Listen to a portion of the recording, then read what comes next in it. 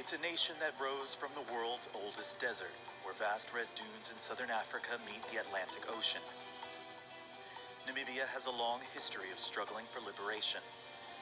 The Portuguese first explored it in the 1400s. Germany ruled it in the late 1800s. And South Africa seized it during World War I under a League of Nations mandate. The Republic of Namibia gained independence in 1990 after more than 20 years of war. According to the World Bank, progress towards reaching inequality has been slow, and Namibia remains one of the world's most unequal countries. Yet that could change given the recent discovery of an estimated 1 billion barrels of oil off its coast. But could oil prove more of a curse than a blessing? We will find out as Namibia's president, Hage Geingob, talks to Al Jazeera. President Hage Geingob, President of the Republic of Namibia, thank you very much for talking to Al Jazeera. Namibia recently struck oil off the coast of the country, something that's expected to bring billions in investments and is sort of a game changer, according to many people. How excited are you? The discovery of oil, the green hydrogen issues are now making Namibia to be on the top shelf of the world. I was in Brussels.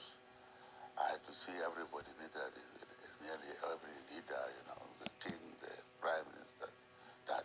So that's what Namibia is now, it seems. So discovering of oil, discovering of concept of green hydrogen, things we must be kind of careful about. Not to get excited, not to think now manna is now on earth. It will take a long time first to sell. It's true, it may help us to develop our country, but well, there's been a curse in many countries. So since we are the last ones to get it, and since we are talking with those who are involved, as I've done, as equals, we hope that we are going to have a win-win situation from that. Your predecessor, President Bohamba, was quoted a while ago saying, oil is the only thing we lack in this country. We've got all the other minerals, diamond, gold, copper, and cattle, so many sheep. How will oil specifically help transform the economy of Namibia? I wouldn't say oil specifically will do that. Firstly, it's not our oil. Money is going to go out to those who discovered it. We have our royalties and so on. So it will not be a big thing. We had gold, as we are saying. We have diamonds. We don't see a big difference. It still goes outside in a raw form. Its value is added outside, jobs created outside, technology transferred. So we hope that we have good friends we have, that there must be some kind of value addition in the country. That's the only way you can say there will be more jobs created, and then the money will be paid salaries, and that way money will stay in the country. But before that, we cannot celebrate. Tell us about the process of, first of all, the search for oil, and then how you settled on Total and Shell. Let me tell you what I like about what happened. I am saying that we are the third wave of African leaders. First wave of African leaders were those extraordinary people, Kwame Nkrumah, Mzee Kenyatta. Those were extraordinary personalities who had kind of, we look at them as gods. They told us to wake up to free ourselves. Now, second wave of African leaders were caught up in a Cold War confusion, and therefore were having coups, military coups, one-party states, and so on. Not our own ideology or our own views. Third wave leaders are coming through constitutional means. Elections are the requirement. Whether elections are perfect or not, no election is perfect. But we come through elections, processes, systems, and institutions. And I will be told, yeah, but there were coups and so on, right? Recently, yes, there were reversals. But when that happens, who is the one who is taking action? It's the Africans, it's the AU, it's the ECOWAS, it's SADC. So that's why we are in charge. We want to be in charge of our own destiny by deciding and correcting our mistakes.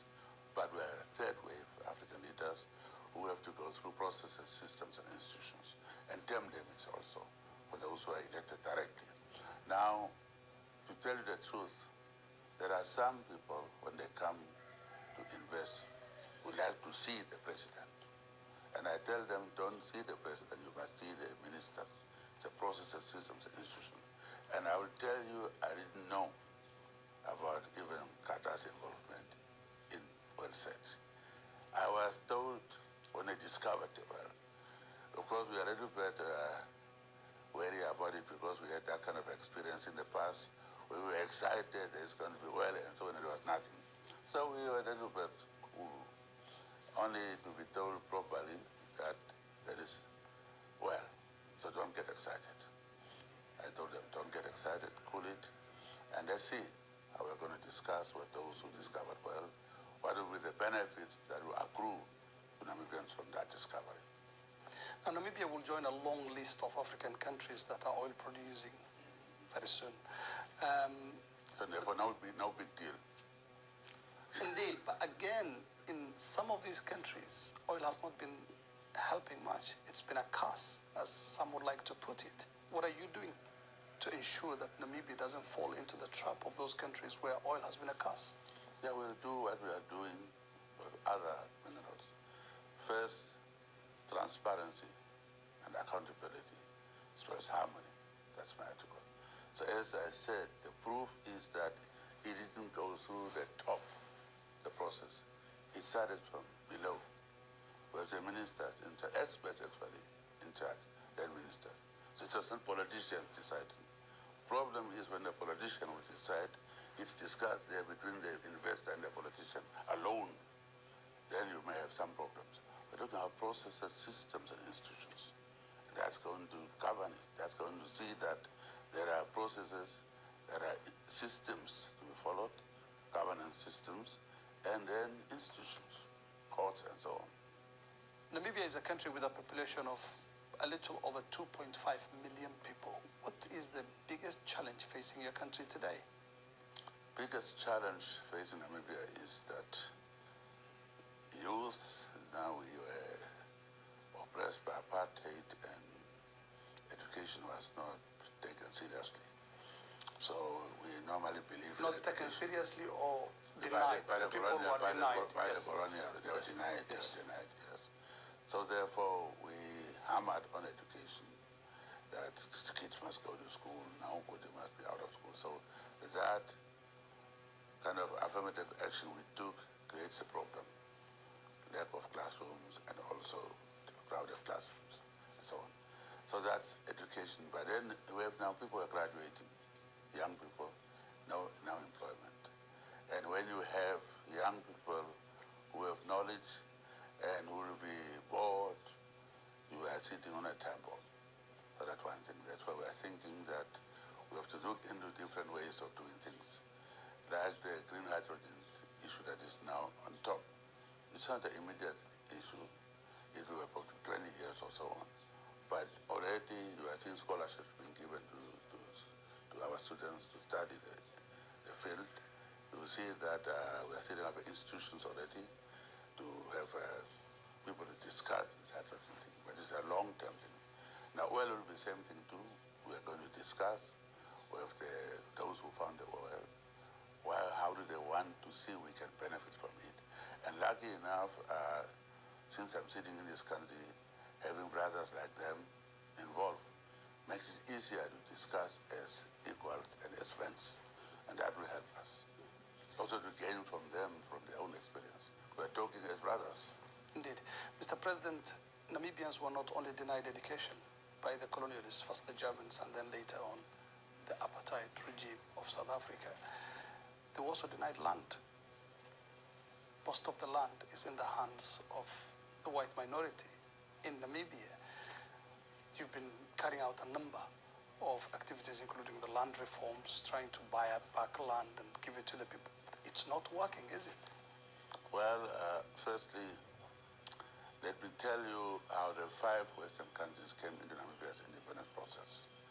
When Angola and Mozambique got independence, they thought communism is one. But they decided where their kith and kin are, in Zimbabwe, Namibia, and South Africa, they must come in to kind of direct the process. so that they can protect their kith and kin. So the issue of constitutional principles that they drafted were not regarding land as land. There is no mention of land in our constitution except chiefs administering their land. It was made to be a property, so that the property of person cannot just be taken away from them under our constitution. So that was done that it is a property, not land. And therefore it becomes a very difficult thing. And under our constitution, just to grab that. And yeah, we can... Until today? Until today. In the constitution? Yeah, constitution is our constitution. Why don't you repeal it? Why well, don't you... we spera, you have to go with time. It's true, land per se doesn't make you rich. I have a farm. I had it for 20 years. You can sit there and starve also on that farm. We try to buy land to settle our people. We spend a lot of money. But if you don't train them how to use that land, it doesn't help. So the idea is to utilize the land. Or let me also ask you, if everybody is in towns, they have jobs, are they going to ask for land? If they're properly employed, they have income. It's a question of income, it's a poverty. So if we're going to address poverty wholesalely, maybe it will help. But land, some people are using it now as a right that to belong to my country. But how about Windhoek? There's a land of some other people too who are living there. So things have moved on. But definitely we're addressing it in a proper way, where it is fair also to those whites whom we are reconciling with. We said, we made peace. We were at war, by the way. It was a difficult situation. So we had to reconcile. Now we're telling them we have political power that we have used, that we are now reconciled at political level. Also, not only land, other businesses, you must also reconcile with us at economic level. So the second phase, we call it, our former President Nyoma coined it to say second phase of our struggle. That is that of really economic emancipation. But it's untenable, isn't it, Mr. President, when 90% of the population do not have access to land? You see, land doesn't solve immediate problems. President Mugabe grabbed the land, and this is a solution. Today, the land is being returned to some of the whites. So grabbing it alone is not going to also solve the problem. So we have to do it in a way that there must be a win-win situation one day to maintain peace also. You have situations where people are going to come when their kith and kin are being attacked. You saw right now what is happening. I was in Brussels. NATO people were meeting that they didn't invite me or consult me. Russians were maybe having their meetings there. They didn't consult me. But today, we are being urged to condemn and so on, while ignoring us as nobodies, because we are small people. But because we fight their wars, now we want us to have a say. Why didn't they consult me? That's my point. So that's how things work in this world. So we have to do it our own way, what is going to be good for us. But some would say, I've been speaking to some Namibians who say it's not a question of not having access to land. It is a question of, are you the right person? Because most of the political elite have got huge commercial farms. So is it a matter of access rather than, the situation as you're explaining it? I was born on a white man's farm. I could have grabbed that farm. Would you be happy with that? I bought a farm where I was born to call it my home. I could have grabbed the land. I could have instigated people to grab the land.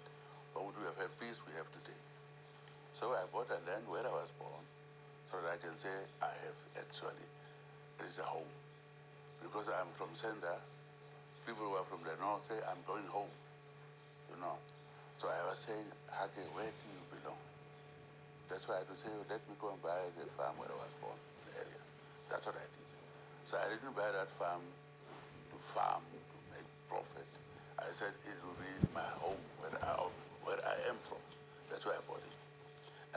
buy it. I should have taken it, isn't it? But to maintain peace, I bought so that we can be fair to everybody. But if people don't also join us, those who are sitting on it, as I said, young people aren't going to be like me with that patience. Because we know wars are not good things we have experience. They don't have it, so they may like to experiment. So therefore it will be a different story. That's why I say do it while we are still there. The government had decided to buy land off the white farmers, but it's been very difficult of late to get white farmers who are willing to sell their land. No, that's not the issue. It's what you do with the farm. The law says if you want to sell a land, they must first make a first offer with the government. And government gets a first offer, they will look at the farm, whether it's suitable for the settlement or not. And then if you can release it, that's the time they can sell it. Of course, they're trying to have some other ways to street also. But the issue is education in that field, farming. We are settling people at the farms about training them, and they were failing while the land was there. So we are trying to review that process. Let's talk about Namibia as a country endowed with resources. It's where the desert meets the sea, and its breathtaking beauty and tourism and all the wildlife. How is tourism coming along? The last I knew was 1 million visitors.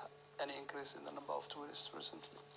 It was 1.7, but with this enemy that came to visit us also, it went down. It's picking up now again. I'm told somebody was just reporting to me. What enemy is that? Yeah, it is uninvited COVID-19. Yes. That's an uninvited enemy, which changed when we were trying to plan. I think this way, I call them independent intervening variable. We had planned with these variables we had, and trying to go this way, and all of a sudden, this independent intervening variable called COVID-19 came in, changed completely our trajectory. So there's been a reduction in the number of tourists coming to the country? Of course, everywhere in the world, tourists couldn't travel. Yeah. So obviously it went down, but I'm saying it's starting to pick up now. Somebody was just a Nigerian who told me, was at the coast, it was full. So recently, your government announced plans to export, sell through an auction, 170 elephants. Why is that? And who were the elephants sold to? See, people own things proper. It's a kind of a capitalistic country. Now, if somebody has elephants at their farms, they are selling it, but we control it. Our 180, I don't know where you got that figure from. It's all over the news. Well, I and animal protection groups are up in arms saying. How did they take it away? So who Did are you the? see them? Did you see them being taken away? How did they transport them? No, they've been captured as we speak. And Are they being transported by who? And where to? exactly, that's what I want to know from No, you. you are the one who was telling me that. I'm telling you it's not the case. So you know it, so tell me who is catching. Are you saying that there have been no sale of elephant? If they sell, they have a right to sell it. It's their property. But it's the heritage of the people of It's Namibia. heritage because we saved it. Europeans don't have those things. They killed theirs. The British are telling me about lions. Do they have lions in Britain? We have them. We have preserved them. There are many, therefore we can do what we want to do with it. They tell us you are just like them. They don't have elephants and lions in their country. But they want to come and teach people who have preserved that resource. Let's talk about the issue of Namibia's education. The first university established years after independence. Not years. Immediately after, there were no Immediately after universities. independence. There were no universities whatsoever. And we have already about 4 universities. So we've done a great job. Education is not a problem to us. It's a question of jobs to create after education. I said it already. They're doing very well. And girls are more in graduating classes. So how is that going? And again, with this big number of graduates, how are they getting? I mean, of course, they're not getting enough jobs. And They have to create jobs. So you are tooled, and you have to just start work. Everybody has to be tooled. knew what we are going into. So therefore, you are given the tools, you have to create jobs too. Environment must be created for you, education is created for you, given to you. You must also use that to create your own jobs. Everywhere. But definitely government will be doing what we can to create jobs. We talked earlier about investment like the discovery of oil. It will create more jobs. What we're talking about green already, about green hydrogen, we already know about it will be 30,000 jobs created one day. So those are the things we are creating. And people have to also have their own jobs. So how is the issue of dealing with poverty again? Because we've been hearing, just to add on to the issue of many poor people, the resettlement programs not working well. Politics, I hear that in Kenya, I hear that opposition will say something. It's politics. You can't tell me there are no poor people in Kenya or in America. I live in America. Of course, there's I poverty was in everywhere. Harlem, so that's a big deal. One party has led Namibia since independence. It's not a coup. It's not a coup. We have democratic system, as I said. It's through elections. So what's your problem? Where are the other parties? What? Go and ask them. If you can tell me you are a one-party state, you are a dictator, you don't, then we can I didn't say talk. that. So if people are electing, what is your problem? We lost some seats just recently, and I say executives controlling. I said no. Once you can get more seats, you'll stop the executive. There is a proper democracy in Namibia, free and fair elections. So what's your problem? You don't want free and fair elections? No, it's not for me to say. So what's your The problem? first three presidents of Namibia are all from, Then you can see the freedom. already 3 presidents. Yes. Where some countries, 100 years, one president. Let me finish That's the the question. difference. Let me finish the question, Mr. President. The first 3 presidents of Namibia are all from, the freedom So what? fighting days So and the struggle. So what? You Are punish them you? for fighting to free the country? I'm finishing the question. Yeah, I'm also answering. Are we going to get a new generation What of is your Namibian problem leaders? about that? Namibians will do that. It's democracy. What do you want now? To just bring you to come and say, come and take over? People have elections. You must